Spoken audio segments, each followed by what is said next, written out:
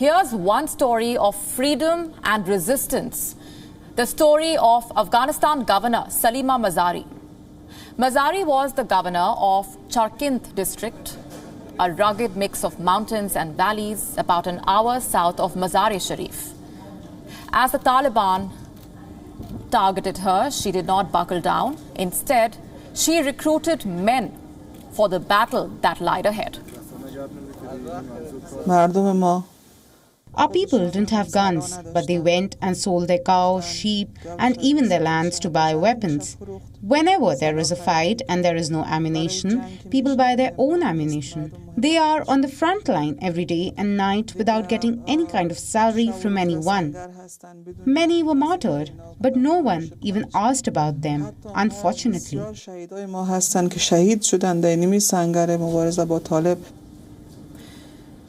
Mazari has now been captured by the Taliban, the same Taliban that say that they respect women's rights. It's not surprising that her march irritated the Taliban. She disregarded their archaic diktats, championing her identity as a Hazara Muslim, a community long targeted by the Taliban. Women like Mazari represent the spirited resistance of Afghanistan. Their battle is multi-layered. They fight to defend their homeland. They fight to protect their own rights. And they also fight for the future of young Afghan girls all over the country. For more on this, joining us is Mariam Wardak from Washington, D.C. Mariam is the founder of Her Afghanistan and has been at the forefront of this very fight that we are talking about. Mariam, your assessment of what the Taliban have promised or have claimed during their press conference regarding women's rights? Well, it was definitely an improvement, an advancement and progress of public relations on their part. It seemed very positive and it seemed very bright, but most importantly, it was very generic when it was referred to women. And generic terms are now left to a blank canvas for the Afghan Taliban to fill. And this is why my organization has called out for all religious scholars around the world to hold religious discourse with one another and including the Taliban to fill this canvas. Because what does it mean for women to be under the Islamic framework? There are many layers to this, and this is something that the Afghan women should also be participating in. I think that we have to be extremely cautious and monitor the situation very closely. My girls on the ground have informed me yesterday when they had stepped outside, it seemed reasonable for them to go. There was just a few questions about their whereabouts, but today the men were acting harsher. When I asked them why, they said that we questioned them, that why are you being so harsh with us? We're just attending to our work. The Taliban members said that they've been mistreated by the women the past few days, being thrown. Shoes have been thrown at them, food has been thrown at them, water has been thrown at them.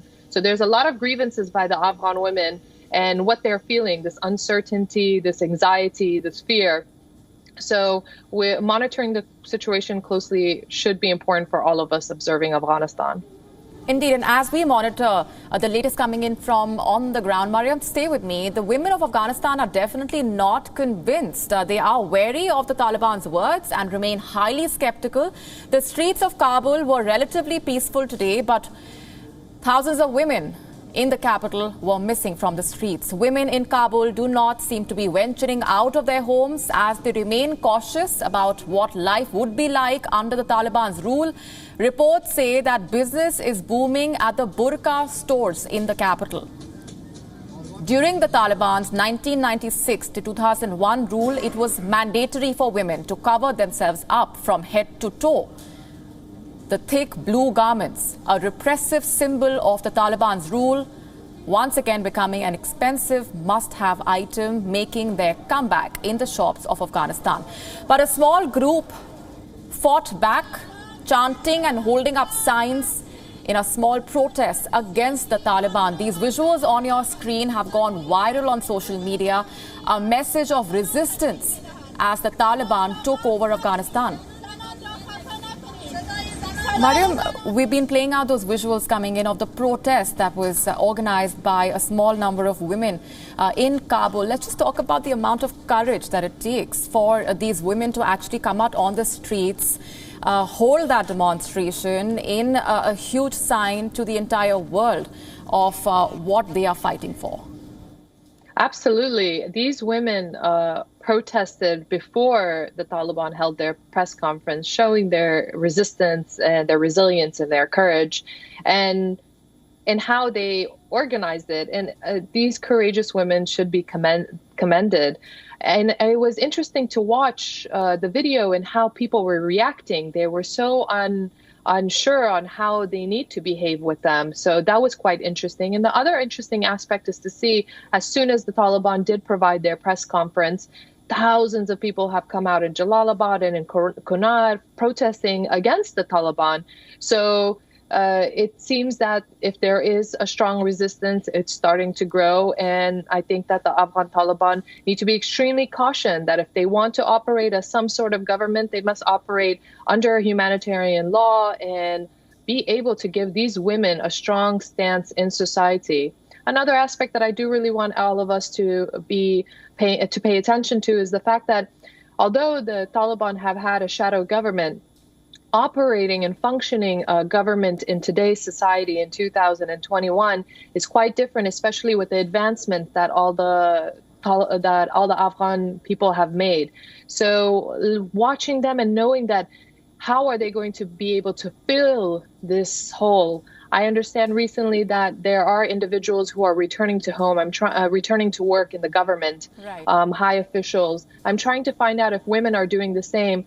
I know one of our former colleagues, Sarah Karimi, is also there, and she is assessing the situation, whether she will return to Afghan film. And if she does, that will be a great stride for all Afghan women. Madam Vardak, we're leaving it there for the moment. Thanks very much for joining us with those perspectives. WION now available in your country. Download the app now. Get all the news on the move.